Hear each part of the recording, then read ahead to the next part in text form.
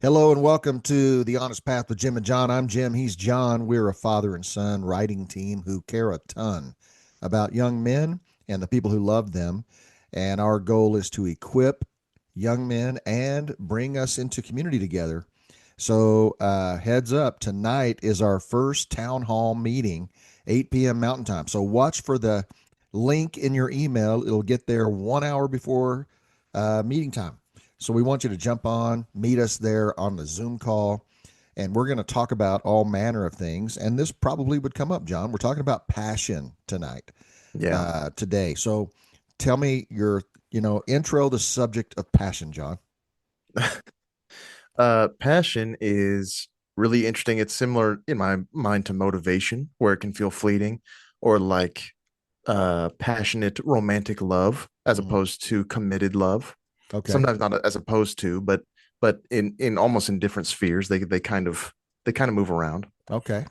So passion you might call it an emotion, but the way we're going to talk about it is more you don't have a lot of, well, this is debatable. I would say you don't have as much agency in your emotions as you do in your commitments.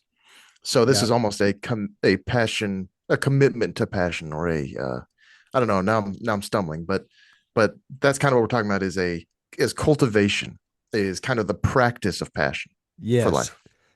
It's a great clarifier that passion is not an emotion, because you can't create emotions, but you can create passion.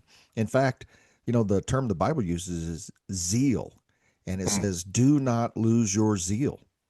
So that those are kind of parallel terms to me. So we're going to talk about how to live with passion. I got a quote to kick it off. This is Andrew Clavin, who says, "Men are not lazy; they simply have no compelling reason to live." And so, our contention is that as you have a compelling reason to live and compelling things to live for or care about, passion grows. Mm. So that's where we're going to go. We got a lot to talk Yeah. about. We do our show in 4 quarters. So, John, let's introduce the 4 quarters, and then we'll do our manly man uh, first But segment there. Or yeah, what do we absolutely. call that? It's our first little shtick. Our yeah, you can call it a shtick. I feel like shtick is derogatory, It but you is. can self-deprecating. Okay, so our 4 quarters for this episode. First is, oh, there we go. Restlessness is a friend, not an enemy. Second quarter will be passion requires bigger questions. Yeah. Then we will do our book recommendations. Favorite part of the whole episode for me. Third quarter, zeal is built, not found. Again, some fun etymology there for the word zeal. Yeah. And Then we'll do our show and tell. show and tell, one of our other favorites. I Yeah. like all the easy, dumb, smooth brain stuff. And the fourth quarter will be becoming the man you were made to be. All right. It's going to be a great conversation. We hope you'll stick around for all of it. And let's start with manly, manly, manly man, John. Yeah, you Uh, go first. Your manliest thing okay. you did Okay. this recently. The most manly thing I've done recently, this turned out to be really cool. I was talking to a group of friends about my deep desire to connect with my grandsons. So Mm. I've got these two grandsons that are 8 and 5. And um, 8? yeah, That's insane. isn't that insane? And he's tall, and I really want these boys. I want to connect to them, but and it's I'm learning, so I'm learning to connect to them, and in particular, the younger one uh, is slow to trust, slow to connect. Anyway, I was Mm. talking to someone, a group of people, about wanting really badly to connect with my sons, and we were brainstorming ideas, and Grandsons. our grandsons, and then Sue and I went out to lunch with uh, Bethany and Tina and the two grandsons. And from the minute I met them at their car, and from the minute Riley got out of the car, he's holding my hand to walk to the restaurant. He sat in my lap for a ton at the table. And we're talking about chocolate cake, and we're talking about his video games, and we're talking, and it's like he bonded to me. So it was a really cool thing. It felt like the most manly thing I've done recently is really connect to these boys. And it was really cool that, uh, like, God honored some of the language people would use is the universe bends for you to find your legacy. The universe wants you to find your legacy. I would, Hmm. of course, say that God is the one who wants you to do that. But it is interesting to me that as we turn our hearts toward things, they can start to happen. And maybe like buying your favorite car, and all of a sudden you see your car everywhere. Oh, sure. It could just be that kind of thing. But that's my most manly thing is hanging out with my grandsons and loving on them. When it's hopefully this isn't too revealing of your life, but when you were discerning your move back to Denver, it's not as if you were being called to Africa or anything. You love Denver and you love your family. That's true. But one of the deciding factors was being more present in your grandkids' lives, and specifically in those two boys, your grandkids. Yeah, that's true. So And this is the fruit of that in a lot of ways. It's yeah, really, really beautiful. it really is. It really is. They're getting the connection that got stole from you, John. That's right. Yeah, they could use it a little. I've been soaking it up for Oh, long you're enough. full. Yeah, thanks, Dad. Yeah, I'm full. yeah. Yeah. Okay, manly thing you did, John, recently. Mainliest thing I did recently was set up a planner. This will be a mini show and tell, but I got this was one of my Christmas gifts for Christmas 25 Ooh. from my mother-in-law. Just a really nice leather book lid that you can slide in new journals Oh in yeah, there. yeah. That's what I use is that kind of thing. Yeah, and I had just gotten it, and I saw this video about see our last episode on social media and how I'm a hypocrite, but I saw this video on YouTube about basically planner kind of tips and tricks, Sure. and this gal had made, and this is my kind of stuff. If you want, like, this is totally my kind of stuff. She just made a calendar on lists like this. So this is January, and you go from the back of it. You go January, February, kind of Oh, from towards right the to front. left towards the front. Okay. So then you can have the front end for all normal journal The stuff. most Or recent stuff. no, it'll actually be like December will be the most closest to the Oh, I middle. got you. Yeah. Doesn't really Yeah. matter. Anyway, the fact I love that of just a list of every single day because I am very I stumble a lot in double booking myself. Yeah. Like, I don't think I'm doing anything Friday. Sure, let's hang out. Yeah. And then I had some other thing I'd said yes to a week ago, 2 weeks ago. So yes, there are better tools for it, but this there are many like it, but this one is mine. Oh, that's good. And so yeah, mainly thing is setting up that and keeping pretty well on my commitments in there. That's awesome. Go ahead and go to your least manly, and then I'll finish it up. Okay, well, least manly is wasting time consuming instead of producing. So normally how it works is get home from work and I want a little buffer time of non-producing before I start Decompress producing time. again. Yeah. And that just is a black hole. That'll eat up your time, that decompressing time. Because you fell in and you couldn't climb out. Sure. Yeah.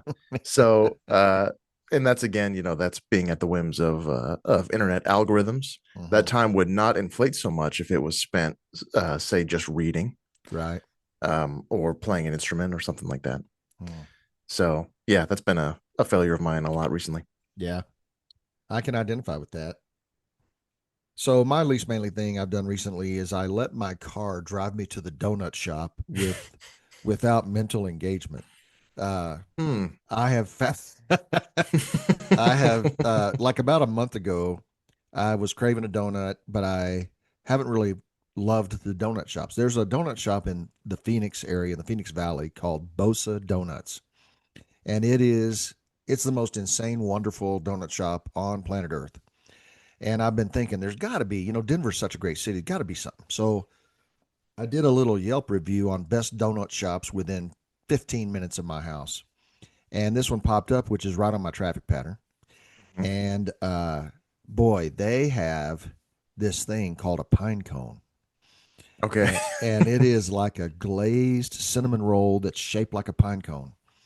And Kind of like a pull apart. It is. It's a pull apart. It is Oh my gosh. insanely good. And so, that's not a bad thing for an occasional treat, Sure. but I need to engage my brain instead of letting my car just take me there by, reflex.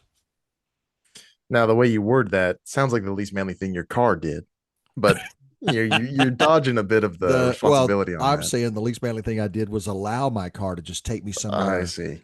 and rather than me mentally engaging and choosing to go, Okay. intentionally going. I Yeah. passively went instead of intentionally going. Like you passively fall in your black hole of decompression time Yeah. and don't climb out. So Yeah. there you go. Uh, this might be contentious. Just real quick, you probably disagree on this with your if you have opinions on donut shops. I thought donuts, I call them a low ceiling food. So the best donut I've ever had is not that much better than the average donut. Yeah, that's a you haven't had a great donut then. I feel like I've had pretty good donuts. I've been to Voodoo, I've Well, Lamar's yeah. in Denver. We used to Yeah, go to a lot. Lamar's has downsloped. I'm not a huge Mm. fan anymore. Uh when you come visit, I'll take you to this place. Get a And they pine also cone. and they also have kolaches. What's a kolache? A kolache is a sausage inside of a really soft roll. Ooh, Uh and they have them with jalapeno and cheddar cheese, shoot. and they're just incredible. Yeah. All So, right. yeah. That's all you had to say to get me to visit you. Donuts and kolaches. Yeah. That's true. Okay. Quarter one. Ding, ding, ding, ding. First quarter. John, we're going to talk about restlessness is a friend, not an enemy. What do you talk about Well, that? tell me this first in relation to so the episode's on passion, zeal, Yeah. and before recording, we talked about it's a what direction we want to take this big conversation in. Yeah. So real quick, frame restlessness as a friend, not an enemy in the umbrella of passion. So a lot of guys lack passion. That quote we kicked off with, men are lazy because they haven't discovered a reason to live. And so, uh, you know, in our lives, passion happens to us a lot. Uh, Right. you Kind get of that emotional version of it. yeah, you get your girlfriend and you're like, you're crazy about her and you do anything. Like oh, we're going to go wash dishes for 3 hours. Okay, I'll do that. I get to be with you. Then you're married and you're like, I ain't doing those dang dishes. So, we are used to waiting for passion to just happen to us. Yeah. Um, but in reality, passion can be nurtured and crafted. So, the question though is interesting. Are we talking about passionate about anything? Like I'm going to Hmm. be really passionate about my new hobby of watch collecting, or I'm going to be passionate about my job, or about this about how much money I'm making and watching my money grow. Or does it have to be altruistic? Does it have to be like a thing worth dying for Right. to be a legitimate passion? Or are there illegitimate passions? And I would say there are lesser passions and higher passions. And so we're talking about really, I, I, I guess my thesis point coming in, John, and I'd love to hear yours, Yeah. is that if a man has a compelling, somebody said, I wish I could attribute this quote, if a man doesn't have something he's willing to die for, then he doesn't have anything he's willing to live for either. Mm, So that's kind of what I mean is uh, life is beautiful and it is short. The older you get, you'll realize how short it is. And it's valuable, and you only get one of them. yeah. And so, man, live for something that matters, even though it's good to rest and entertain and recreate energy, recreation, vacation, to vacate from life for a while. But the substance of it should be going somewhere. It should be something that, Mm, and I kind of measure that by, I can't wait to go to bed, or I can't wait to get up in the morning. sure. I want to live where tomorrow's coming. I can't wait. I Yeah. want to get out of bed. And sometimes hopefully you're working hard enough where yeah, you can't wait to go to bed also. Right, right. But yeah, for chasing those passions. I like this. Maybe another word for this or another way to look at it is direction. And Mhm. and so this first one, restlessness, could also be called directionlessness or a kind of wandering mind. I like this one a lot because it says restlessness is a friend and not an enemy. So we talked a bit about in the social media episode about not demonizing yourself Mhm. because understanding what these things that are also at play. This one's even better, where it's like this thing where you have this restlessness or this kind of discontent. You have a discontent, Yeah. and you instead of fighting that, which you should be, think practices like gratitude are good ways to just to be healthy. Mhm. But instead of thinking, man, why can't I just be happy with what I've got or with my lot in life? or with that's a wrong way to put it, not my lot in life, but with so if you have a passionless job, we'll narrow it down right now to vocation, to job. Okay. I'm passionless in my work, and you could uh, uh, attack yourself for feeling discontent in your passionless work, Hmm. or you could accept that as a brute fact and go, why? Right? There's that kind of curiosity element. Right. So I like that part of it where it's not you're not breaking yourself apart into these parts of you, and one of them's the enemy. You're looking at, no, that's a natural response to something. Let's Hmm. kind of pull that thread out and get down to the core of it. Yeah, I look at it like restlessness is a dummy light on your dashboard. So Mm, a low fuel light in your car is your friend because it's going to keep you from running out of gas. So restlessness or discontentment is a friend because it's telling you something's not the way it's supposed to be. mm, And so it's kind of warning you before you end up in a ditch somewhere. And a lot of guys make really stupid decisions that blow up their lives and their family. And a lot of that comes out of restlessness. I don't have a compelling, bigger yes, so I'm living for lesser yeses, and I'm following my impulses, which is a desire to, you know, squelch my appetite for something more yeah, with cotton candy instead of vegetables. yeah, And so like your example of the job, we are fortunate enough to live in a country where it might be true. I'm not totally sure it's true, but it might be true that life's too short to go every day to a job you hate. mm, On the other hand, uh, some jobs aren't fun. They're hard work, yeah, but you can find meaning in it. You're adding value. Like, I every once in a while your brother gets kind of down on the fact that he fixes cars, mhm, and the world's no different. I said, well, the world's totally different. People need their car to work, and they need to use their car, and it's cheaper to fix their car than it is to replace it. And you're keeping people on the road, and you're making the economy work. So there's some higher altitude pictures you could think about with your work. If you're struggling to have fun at work, you can yeah. still think about your coworkers. You can think about relationships you have there. You can think about contributing to the economy and wealth creation as a part of your purpose in life. Well, I've one of my really good friends, his dad, he this he just cracks me up. I've spoken to him one time, this guy's dad, but I hear a lot about him. Mm, He worked as a mechanic for machinery in a coal mine in Centralia. holy Is cow. this the year 1920, or is this, the Right, 21st century? right. He worked in there his whole career. And just last week or the other week, they took him to a Panda Express for the very first time. He'd never been to a Panda Express.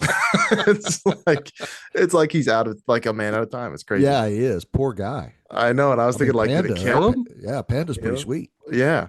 If he's his whole life in the coal mine, he's eating crackers and cheese, and you get taken to Panda Express, who knows what's going to happen? But point being, for this guy and a lot of guys like him, Yeah, I guess now it's my mission to bring up Larry McMurtry every episode, like yeah, the character Woodrow Call in Lonesome Dove. yeah, Work is its own passion, or like the and there's unhealthy representations of this, but the virtue of hard work is a yeah, passion for this guy, sincerely, yeah, and providing, being a provider. It's a sincere passion. That yeah. is the one of the reasons to wake up every day.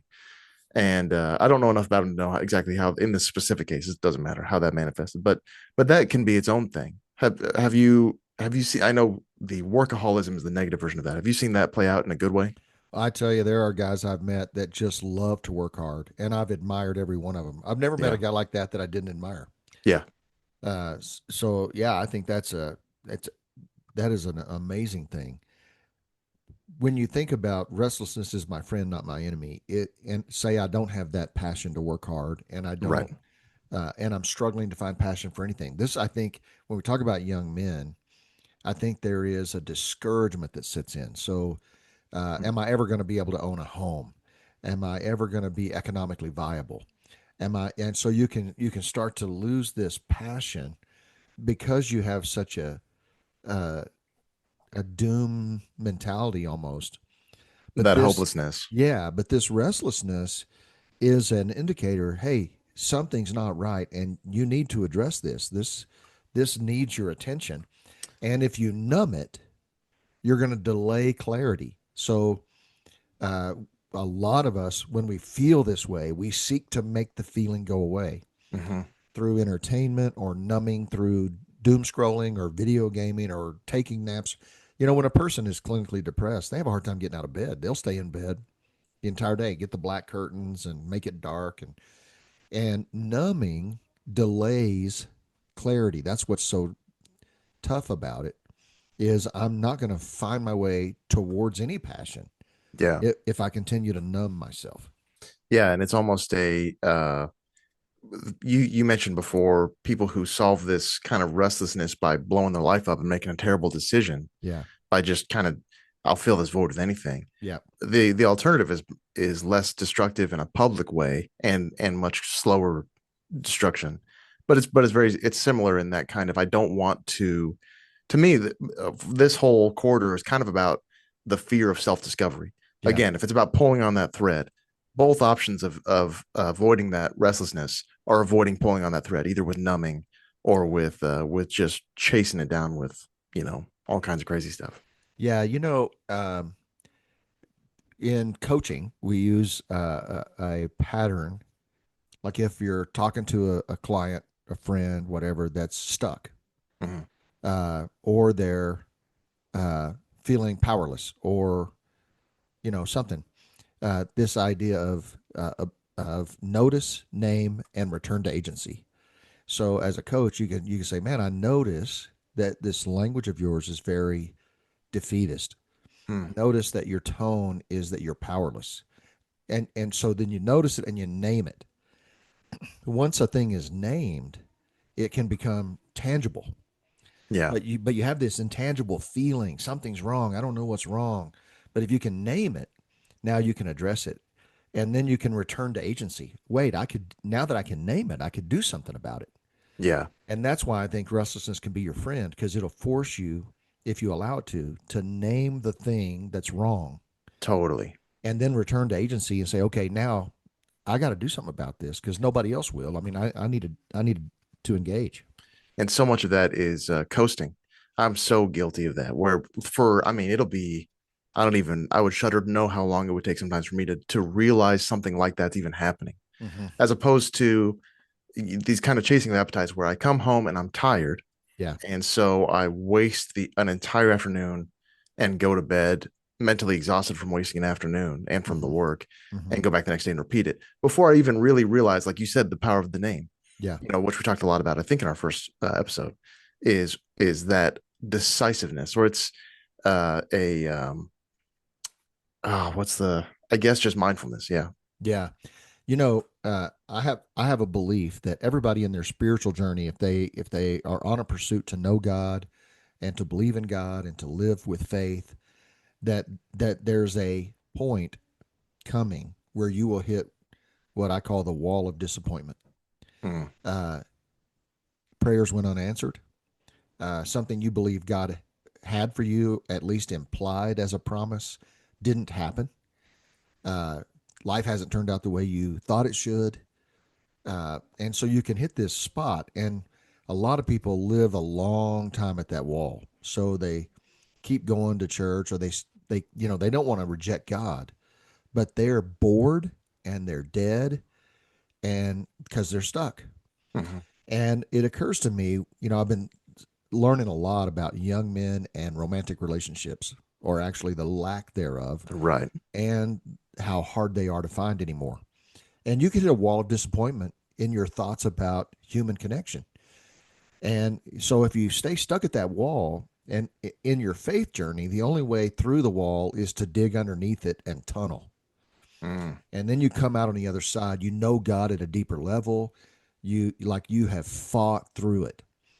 And I think that that's probably true in a lot of areas of our life. It just occurred to me. I've never thought of the wall of disappointment in any context except faith.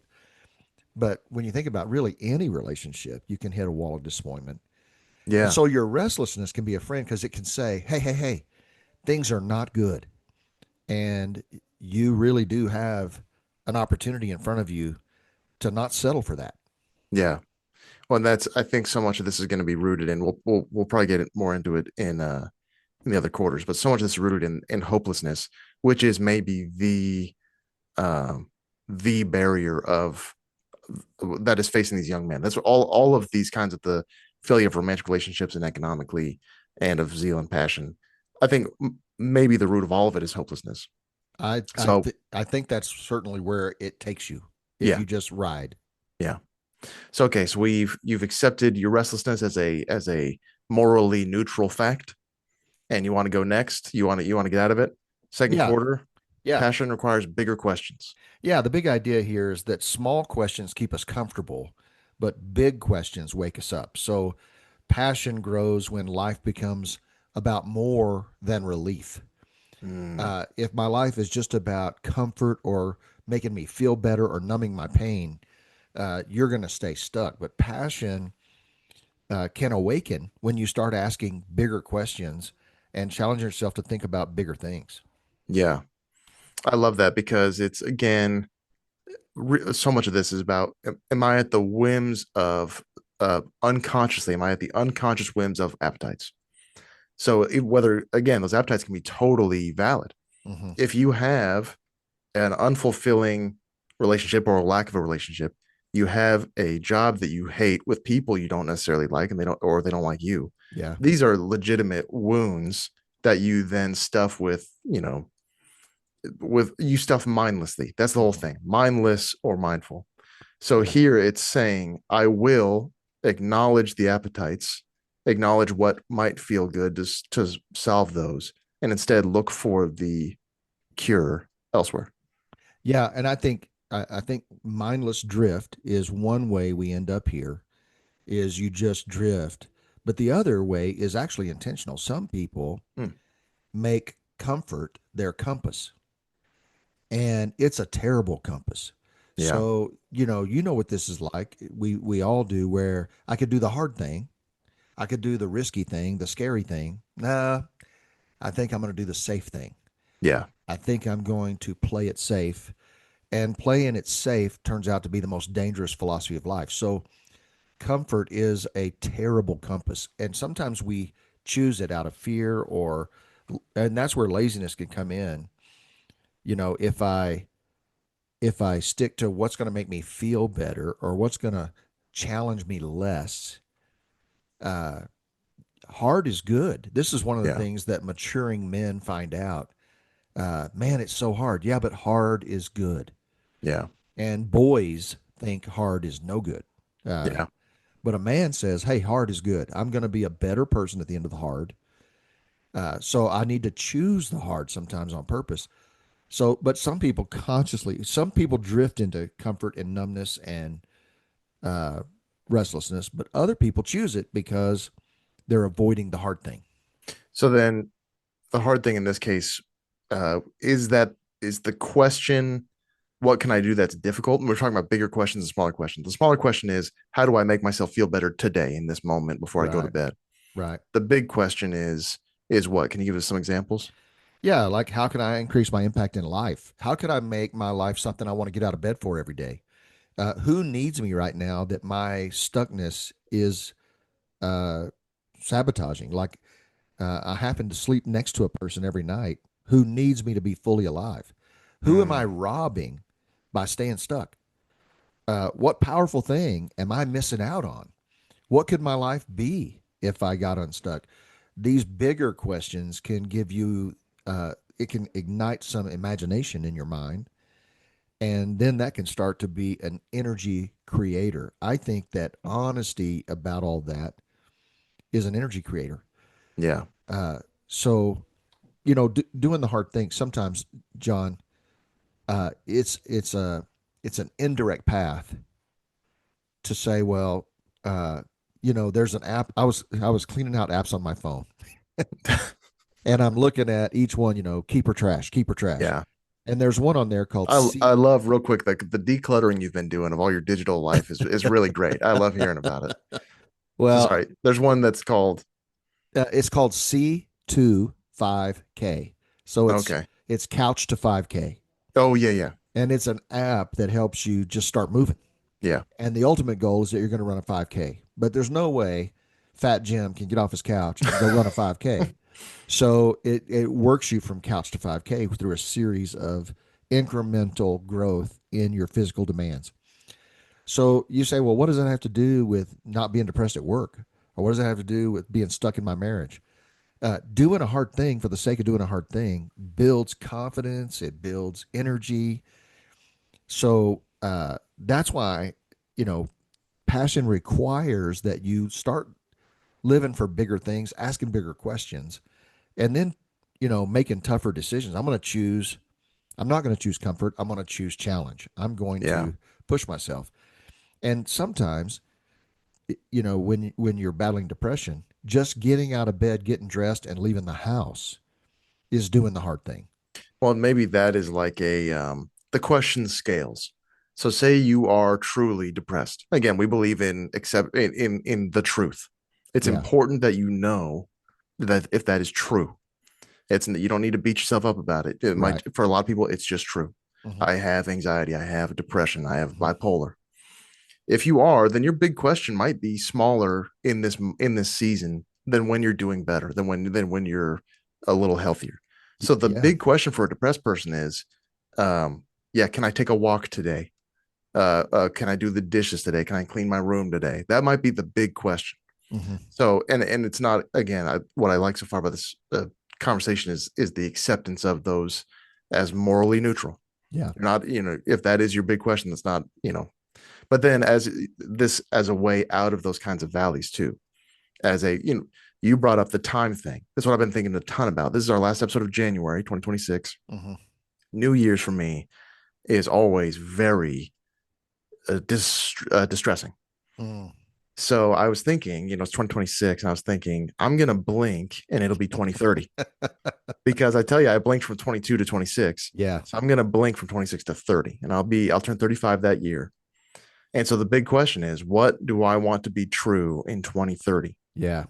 And See, what are that's a great those? question. That's a bigger Yeah, question. yeah. And because the days are evil, as the psalmist says, Yeah. or that might be Ecclesiastes. I think it's a psalmist. Uh, so it's like I'm losing that train of thought. But basically, as if we're using passion and direction almost interchangeably, that is a directional question. Yeah. It's what do I need to be? What do I need to do for what I want to be true in that by that time or by the end of my life or by the end of Yeah. this year. Yeah. I think about the to help a person start to plan out or have some idea of what to do next to move in that direction. Uh, is when is the last time I felt fully alive? What was happening Mm, the last time I felt that way? Um, when I think about that for me, and this kind of speaks to who you are and what you love and all that. When I feel fully alive, what am I doing at that moment when I feel fully alive? I'm probably sitting around having conversations with somebody that is meaningful, yeah. and usually four or five people, interacting with each other. I feel really alive when I'm sitting around the dinner table, when we have these rare times, and we already were talking today, John, about when's the next family gathering going to be and where are we going to do it. Oh yeah. But when we're all in the same place, all of us, our spouses, friends, kids, grandkids, when we're all together, that is, I don't, life just doesn't get more meaningful to me than that. Yeah. So when you spend some time thinking about, well, when do I feel really alive? Your values start to emerge, and Mm, and it can start to point you to these bigger questions of life. That's what matters. And I'm giving this much of my time and energy to it, but when I think about it, it means that much to me. right. So then time spent versus actual priorities, what you would say your priorities are on paper and what your actual time and Yeah. energies are going to. Yeah. What do you do if your passions that you discover through this process are could be called self-serving? So if it was something like woodworking, Hmm. you discover this great passion for woodworking, it really fires you up, gets you out of bed. You look forward to it at the end of every workday. You want to get better. Yeah. It's good stuff. Yeah. But it's an isolating hobby mostly. I will answer that question at show and tell because it just so happens that my show and tell today came out of somebody's wood shop. Oh, And nice. so, yeah, so we'll talk about that then because what he's done is he's redirected that outbound. So he loves to do stuff in the wood shop. but he's turned it as a way to bless people's lives. And it's a really cool thing that he does every single year. That's great. Yeah, so that would be one of those answers is okay, I love golf and golf really is awesome to me. Well, how could I turn that into something communal or Sure. something that's life-giving to somebody else? Uh, Motorcycle riding's that way for me. I Yeah. love riding, but I like riding with others. Yeah.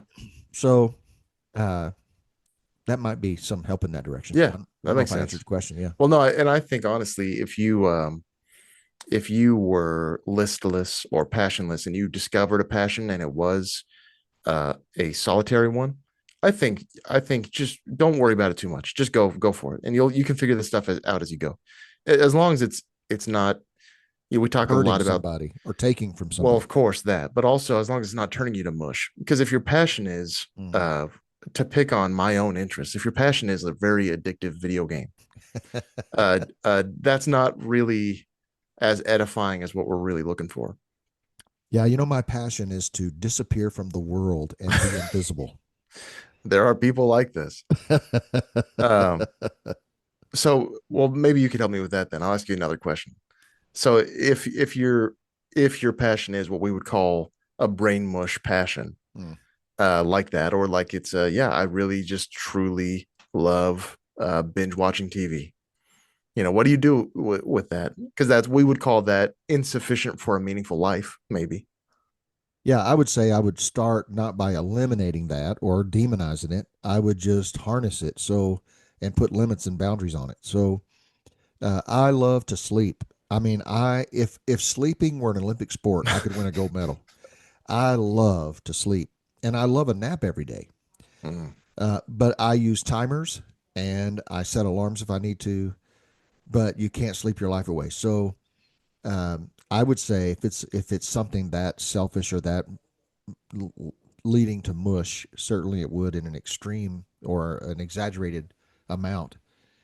Then you got to set boundaries and give yourself permission to actually enjoy it rather than fight it, curse it, and demonize it. So mm, put it in a zone where you can actually enjoy it because it is not hijacking your life. totally. It's actually recreating energy for you because that's why you like it. Yeah, and you basically are redeeming that part of your life, where instead of it holding you back, it becomes something that might be able to recharge you Yeah. for meaningful work. Yeah. All right. Ding, ding, ding, ding. Into the second quarter. It's halftime, John. And that means it is time for your book recommendation. So I actually have a physical book I'm going to hold up and show you. But Woo! but you go first. Okay, well, I've left it here as a little teaser for a little while. This is my second favorite Western and maybe my second favorite book. This is True Grit Man. by Charles Portis. It's I didn't know. I grew up. Let's see, the Coen Brothers True Grit came out in 2010. I would have been 15 that year, and it was Mm-hmm. a Christmas movie, so I would have just turned 15. And I really enjoyed it. It became one of our quoted movies Oh, around the Lad House.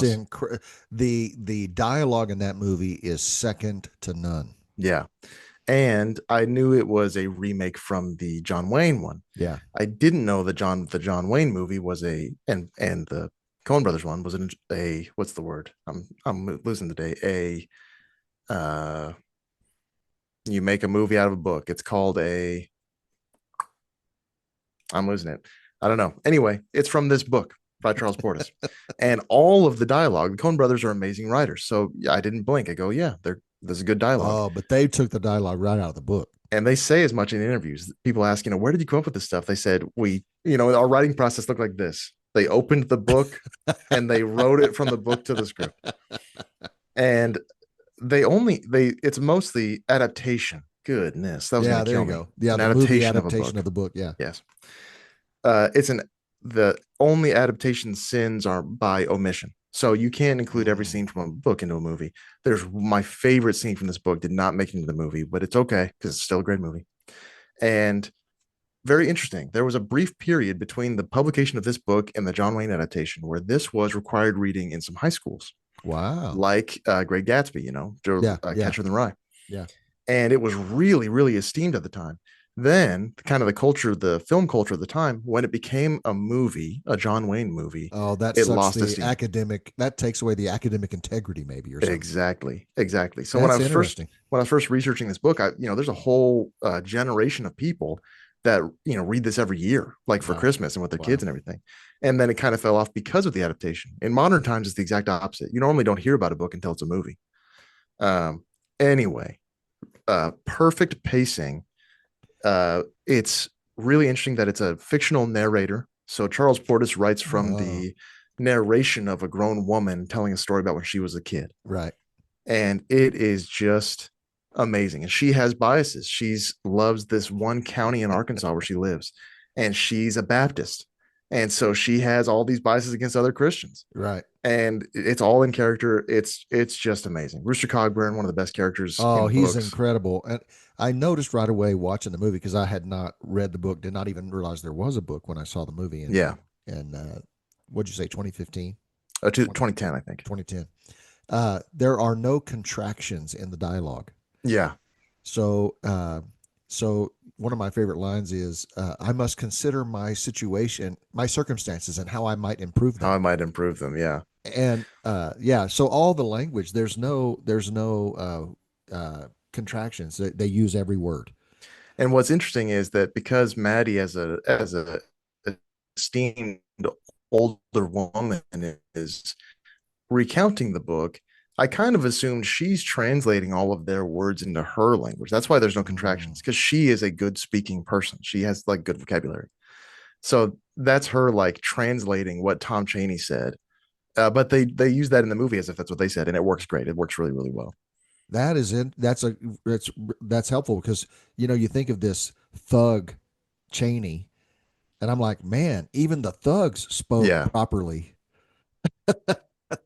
That's awesome. Okay, we Yeah. gotta we gotta move on, But but it's, yeah. it's a great book. Yeah. Okay, here's my book recommendation. All right, your turn. What's your book? Yeah, this is called The Wisdom of the Bullfrog. Uh, and it is written by Admiral William H. McCraven.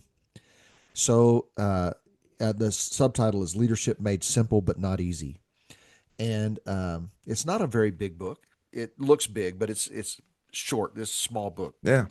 Um, anyway, the bullfrog is the senior Navy SEAL in the world, active duty. And so the most senior active duty Navy To SEAL still to this day. is called the bullfrog.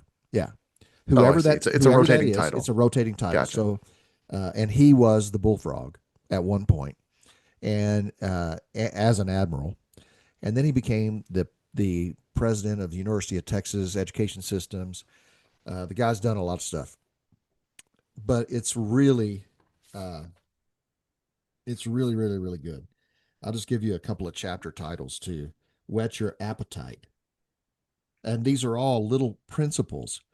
Uh, Death before dishonor. He's talking about the military is great with slogans. They all have sayings, and these sayings are important because they remind you of the simple principle that will guide you in a complicated scenario. Uh, the easy Mm. day was yesterday. I love that one.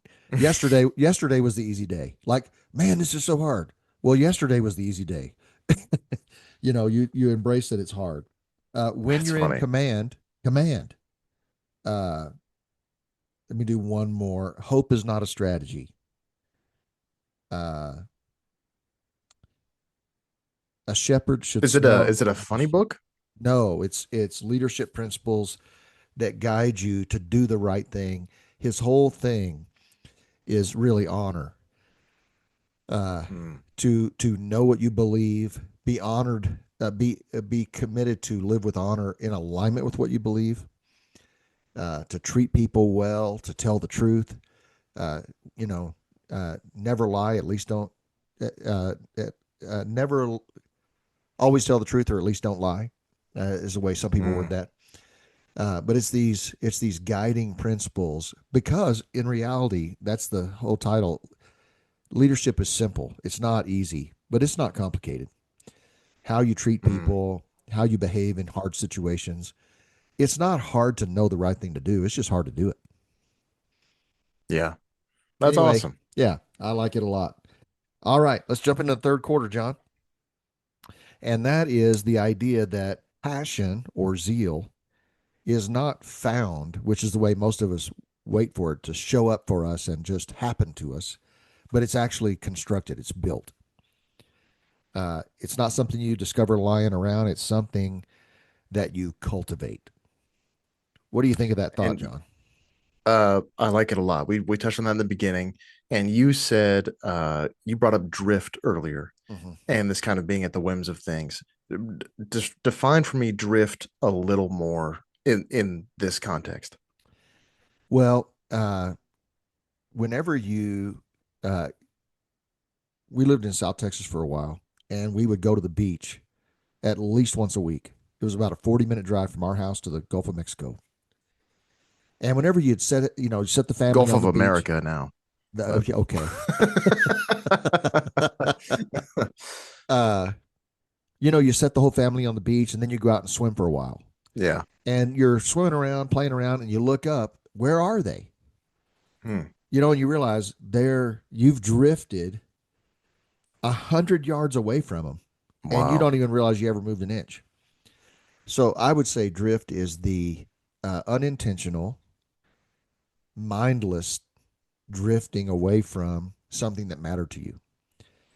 And Uh, that's when we're talking about passion, what's the emergent? I would say emergent passion that you stumble upon.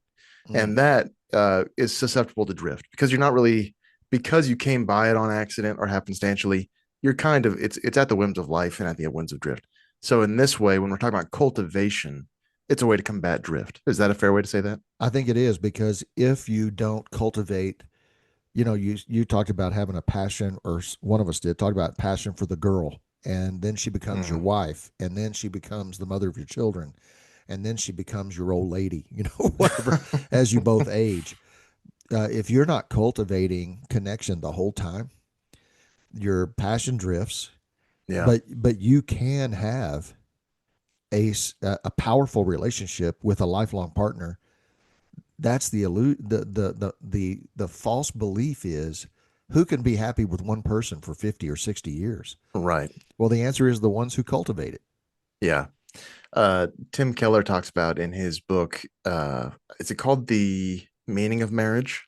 I Yes, it believe. is. I love that book. Amazing book. Really, I think really it's the great. best marriage book ever written. It's the best I've ever read of the three that I've read.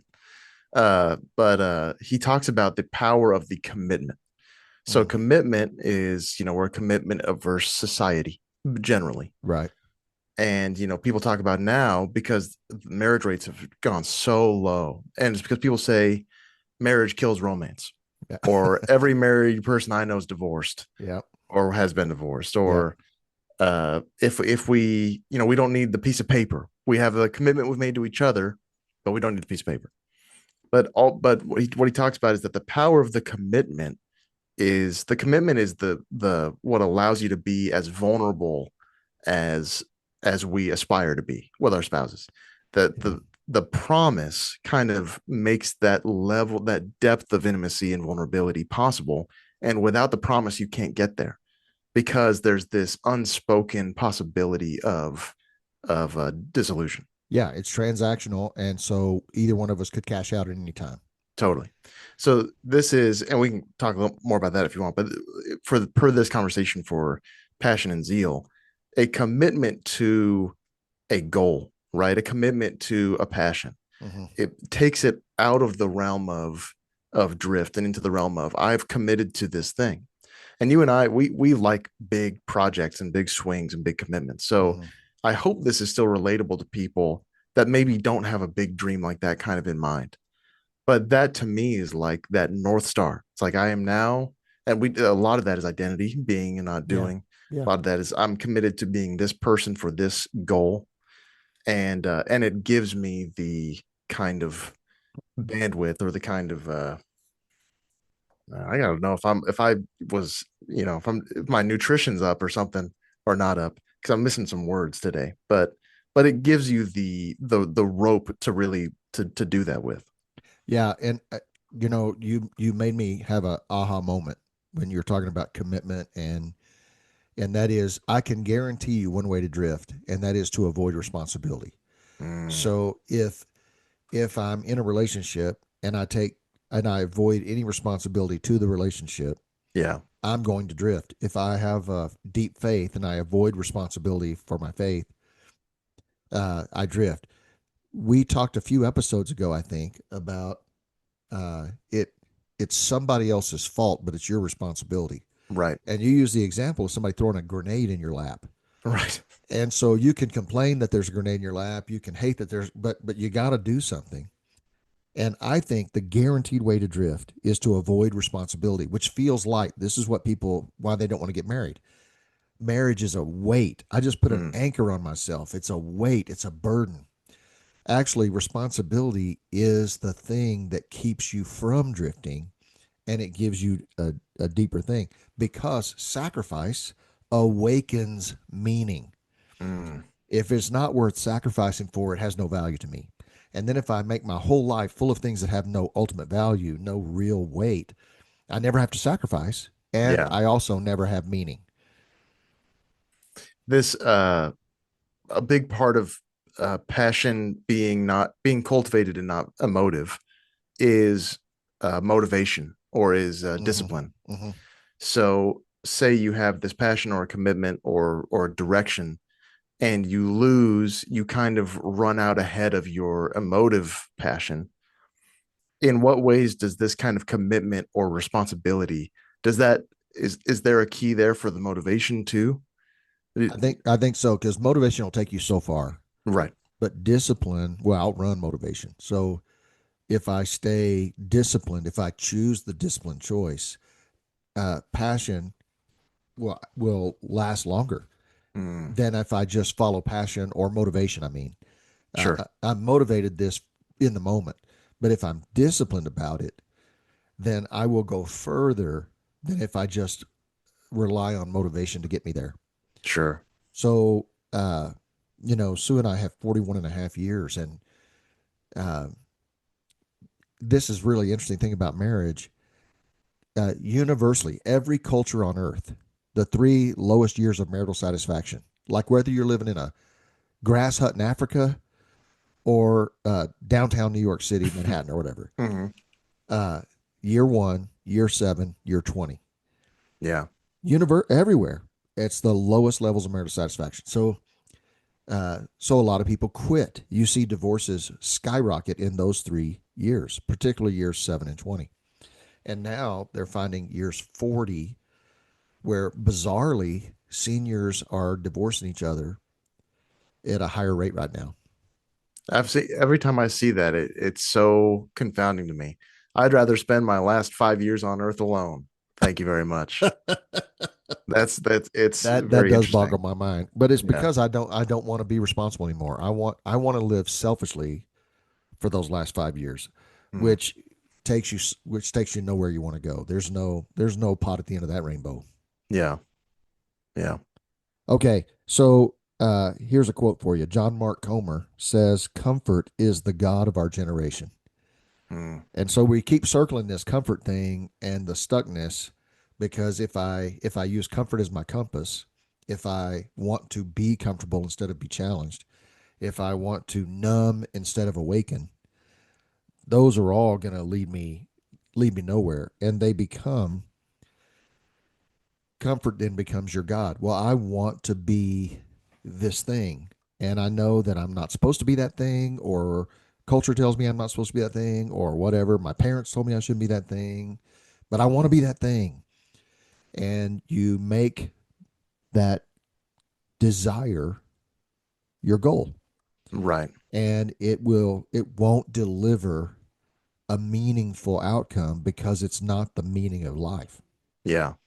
This is we talked a bit about how this is a in the vocational sphere, it's a modern luxury to decide is life too short to do a job you hate, right? Right.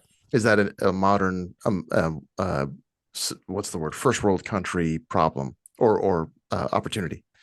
Similarly is the comfort thing. You wonder about, the author of Ecclesiastes ran into this meaninglessness kind of feeling, but other than that, And that person was extremely wealthy. That person had access to modern style comforts the way that we do. And was a certifiable genius, in terms of Yeah. wisdom. Yeah. So, but otherwise, in antiquity and even right up until, pre-industrial revolution, you don't see a lot of meaninglessness wrestling, Mm, because I feel like when you're trying to survive and trying to make sure your kids don't die, yeah. you don't run into that problem very often. It's very apparent what the meaning is. which, Uh, which is interesting because you take the Great Depression. Who's yeah. jumping out of sky rises? Who's jumping to their death? People who had abundance and ease and lost it. Mm, yeah. But the people who are scratching out a living kept scratching out a living. Yeah. So I bet the suicide rates were exponentially higher among the wealthy than they were among the working class or the lower income. Yeah. That would make sense to me. Yeah. But this bears that out too. The comfort being the God of our generation, and what do we see? We see this meaninglessness. There's also the debate right now in a lot of the apologetic spheres is that Nietzsche said God is dead and we killed him, Mm, and now we have this meaninglessness crisis. So a lot of people say, well, it's because we have a no longer primarily religious society, or religion is not in our actual mechanics of our society. It's not part of our lives to the public life anymore. mhm. And I think that's largely true. And I think I one of the lessons I learned last year was in my worldview and understanding of the world, I have not given enough credence to just technology, just kind of the hard fact of technological improvements. So when you see contraceptives developed, condoms and hormonal contraceptives, that's when marriage didn't know it yet, but it had just been dealt a near mortal blow in America because of that. Because then what are the consequences of extramarital relations pre-contraception? They're very significant, Yeah, the very price is public. high. Price is Yeah. high. Yeah. Yes. And now with so and again, none of this is I'm not against contraception, but that change was you go, oh, what happened to marriage in America? Sometimes it's a lot of factors, but sometimes it's just technology, Mm. or it is largely technology. So in this case, again, looking at our comfortable lives, uh, and taking advantage of the luxury of where can I find meaning and pursue meaning. Yeah. It's a great responsibility and challenge of modern times. And it undermines. So when you say, because you were saying, diminishing faith is a problem. What my mind went to when is that it's not that God is dead and we killed him. It's that we killed everything. Life has no meaning. There's no absolute truth. There's no compass that you can rely on. Everybody has their own compass. Mm-hmm. So we devalued everything, and now we're wondering, why does my life feel like it has no value? Right. Right. Well, because the original goal was that not to remove meaning, just to put us on the top. Yes. That kind of humanistic optimism. Yeah. And I think we're on the complete butt end of the humanistic optimism. But man, your point about contraception being mark that date because everything changed from there forward was, people might say, well, that's correlation, not causation. But boy, it's just statistically true. You can't argue it. Yeah. It is absolutely true that divorce rates began to skyrocket after that. Um, so when you think about these things that we put around us that require less of us and give us more permission to not be responsible, Yeah. they undermine us. Well, again, and every, one of the I think one of the hard rules of life is every challenge is also an opportunity. So again, look at the world you are in right now. One of my great temptations is to just close my eyes and ears to the modern world. I have felt all my life like I was put in the wrong time. Yeah, you were supposed to be born in like 1875 or something. I hope not. I would have settled for, well, it's tough. I have this infatuation with the 20th century in technology and aesthetics, Yeah, and yet it was the bloodiest, maybe the worst century for humankind. Even that's including, the drop in infant mortality. Just right. the death rate is insane. But all that to say, I would have settled for 1950. If I was born in 1950, I think I would have been pretty happy. Yeah. apart from maybe lead poisoning and, you know, whatever else, polio maybe. But rabbit chilling like crazy. All that to say, acknowledging the time we are in Yeah. and the challenges faced that you face with technology and with cultural shifts and how those intersect with spiritual shifts, and acknowledging that those challenges are also opportunities. So you face a meaning crisis unknown to most humanity before the 20th century. And you have the freedom to solve that and pursue that, as we would say, unto God. Yeah. Yeah. I could go even tangent further from there, but I'll end there. All right. The clock's ticking. We've been having a long conversation. I think a fascinating conversation. I'm really enjoying it. But we do need to keep some boundaries on this thing. So I that know it. is the end of the third quarter. Okay. It's show and tell time. And then stick around because we're going to talk about becoming the man you were made to be. So that's our fourth quarter. So stick around for that. But here's my show and tell, John. This is uh, Ooh. uh, my buddy Bob, who's my neighbor in Tenino. Uh, he is a woodshop guy. And here's what he does every Christmas, he makes a gift in his wood shop for every neighbor in the neighborhood. We had 60 houses in our neighborhood. Now, he doesn't do every home, but he does every Christian home. And he does homes of people that he thinks are in his oikos that he could help influence toward Christ. Mm. So one year he made us these wood crosses out of really old barn wood with barbed wire that went, on both sides. Really Yeah. beautiful. This was this year's, and he sent a little stand to set it on. So this sits on my mantle over our fireplace right now. I love it. Can you read it for us? Yeah, Psalms 91, 1 and 2. Whoever dwells in the shelter of the Most High will rest in the shadow of the Almighty. I will say of the Lord, He is my refuge and my fortress, my God in whom I trust. Man. And so, man, my guy Bob, I could tell a lot of stories about Bob, and someday I will, because it's an amazing transformation. He's a retired Marine, uh, a real man's man kind of guy, and the most loving human being. And he was transformed by Jesus into this really loving guy. That's amazing. Yeah. So that's mine. What do you got, John? Show and tell. Well, now mine is weak sauce. I should have gone first. I'm going to do a series of show and tells of my belt buckles. Okay. And Are you a rodeoer? You've been earning, no, you I'm a bull poser. rider? No, all Okay. hat, no cattle, dime store cowboy. I'll take all of them. Okay. All right. that. This was just something I wanted.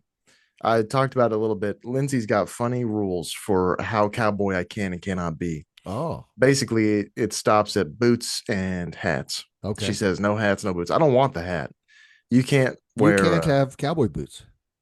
I think I could, but they raise her eyebrows. Okay. Funny enough, belt buckles don't. So That's interesting. I know I had talked about wanting a belt buckle, and she ended up buying me one for I forget when, if it was my birthday or Christmas that year. But Yeah. it's a Tecovas brand belt buckle. Ooh, that's a pretty nice buckle. Yeah, pretty modest. It's only labeled on the back. Yeah. And for men of my stature, you don't want anything too pokey or angled or round on top because it'll stab you in the gut over time. Especially if you got that Dunlop disease where your belly Dunlopped over your belt. Yeah, especially then. Yeah. So every one of these that I wear regularly is like this, where it's almost pill shaped. It's flatter on top. Yeah. And just nice. And I don't know what it says about me. I try not to think about it too much. I don't want people staring at my groin area. It's not that. Well, that's true. Yeah. But you could call it jewelry. I don't know what. Well, I don't know you're also a fan of the bolo tie for dressing up. Yeah, for Yeah. weddings and stuff. Well, that's a unique kind of tie. I mean, there's not a lot of people wearing bolo ties. So No, but I don't investigate myself with those so much because the goal of formal wear is to look nice as you perceive it, right? So going to a wedding, I wear the bolo tie because I think it looks good. yeah. But so this is a question. You don't want to look like a slob every day, but you Right. don't want to be that, fastidious about your appearance. Where's that line? That's kind of one of my things. But we'll call that for another day. For Yeah, now, we will. Yeah. I will just drop this as session 1 of John's belt buckle show and tell, the first one. Yeah. All right. Fourth quarter. Becoming the man you were made to be. Here's the big idea of this conversation is that passion grows when your life is oriented around who you're becoming, not what you're achieving or how much you're accumulating. Mm, So if you can begin to have some awareness, some inspiration, some desire to become more, this is where passion begins to grow because you have a why, you have a thing. Uh, so we tend to get passionate about success or winning or accumulating or having. But if you can pivot from that external measures to the internal, who am I becoming? Who am I as a man? Who's the man I want to be? This can become a real help in developing passion and zeal for your life. yeah, and it's interesting because it's helpful. Well, it's healthy for one. Like that is it's the healthier option if you're going to be. There are people who just from the fires of their own engines, they pursue achievement, and it's enough. Just the drive for the achievement's enough to inspire them, motivate them, discipline them, Mm-hmm. and they're probably happy for a really long time in the pursuit. Yeah. And then a lot of those people, some of them not. You see people, famous billionaires who just keep going. They just keep on to the next thing, and then they'll be pursuing achievements till the day they die, and they have no public crises.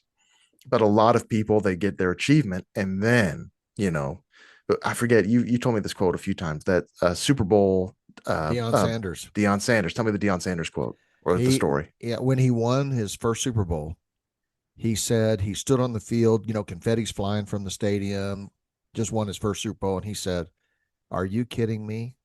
Mm, I've given my whole life to get this, and this is all it feels like." Yeah, he was really disappointed. dang. And that can be the outcome if you chase accumulation or success or a certain Yeah. thing versus becoming a better man. Yeah. Well, and in my experience, so I'm not that guy. I'm not a guy who could pull a Deion Sanders and shoot for that target and actually hit it Right. without losing steam. So all of my, again, the identity aspiration is healthier than the achievement aspiration. And in my case, and I assume many other cases, it's actually more productive also. So when I first set out to write my book, I would imagine the feeling of holding the published book in my hands, Uh huh. right? And that was enough to get me going for about a week. And Mm-hmm. then you look back and you go, holy smokes, this is going to be tough. It's going to be hard. Mm-hmm. And it's going to take a long time. And then the image for me, the image of that achievement, motivation, and passion was not enough. That Yeah. that would lose out to comfort. What we've talked about this whole episode of just Right. stuff in my comforts. So what cracked that for me was the identity passion. Was the no, this is who I will be. This guy, I will be in my case, I will be a writer, Mm-hmm. and writers have to write, or else they're not writers anymore. It's like Mm-hmm. a shark. Mm-hmm. You got to keep doing it. And so that was enough for me. And that kind of it was not a panacea. A lot of motivational struggles since then, but it was the turning point for me of the passion. That as soon as I made it an identity based passion, I actually achieved more anyway. And it takes away the manic depressive nature of Exactly. progress because I'm a writer. I'm writing. Have you Yeah. finished yet? No, I don't feel, I'm not ecstatic and I'm not depressed because I'm a writer. I'm writing. Yeah.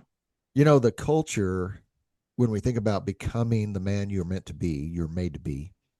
By the way, we pledge 5 ebooks a year, and the first one will come out the middle of next month, third week at the latest, we hope.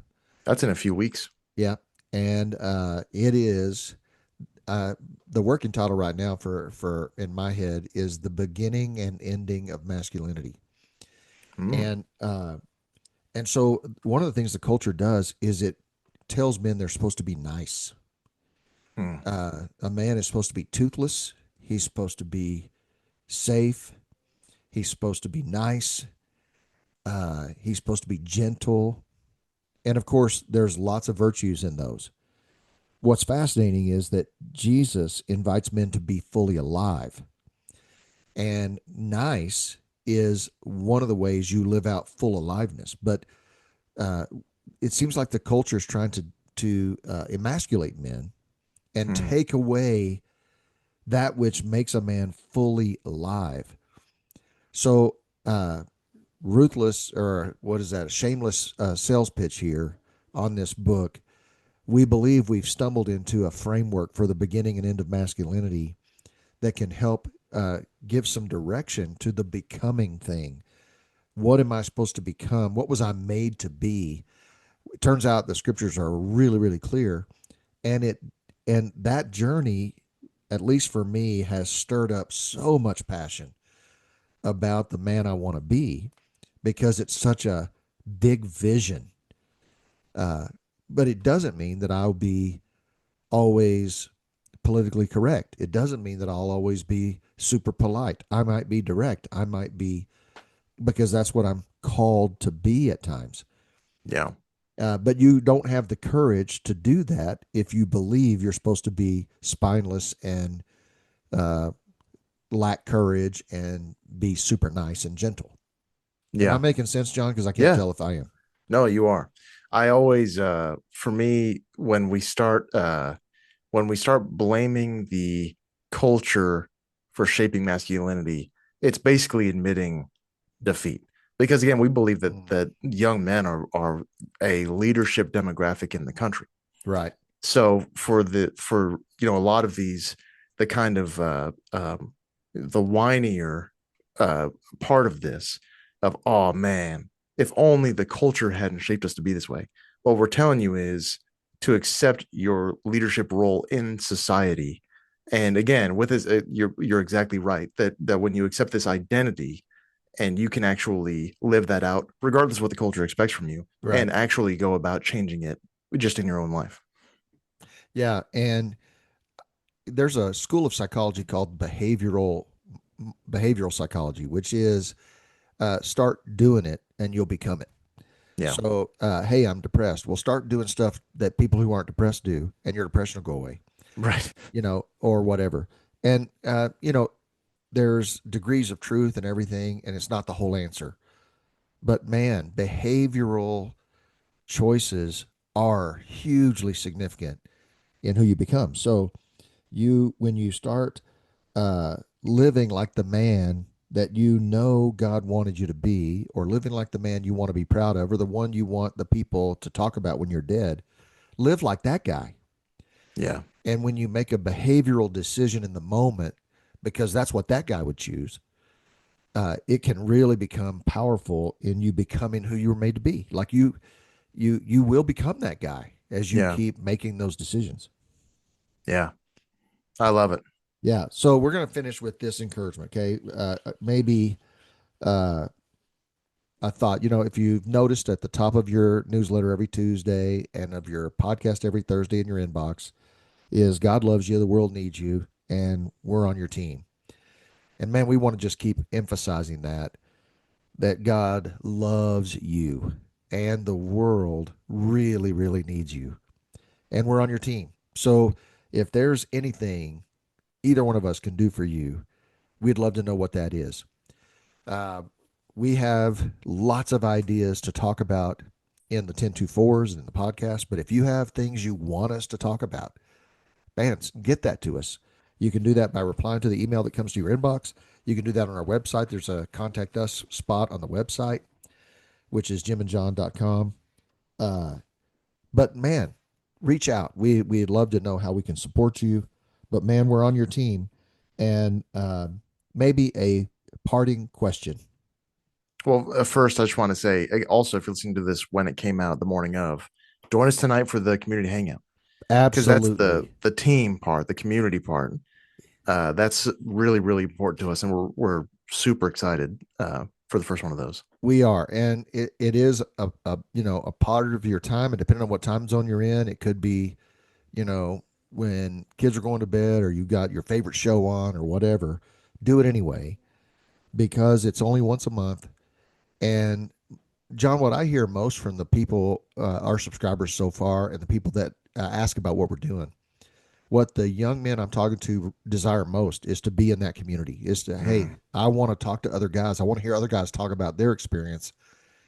It's going to be a powerful thing tonight. So jump in there and join us. Yeah, for Yeah. sure.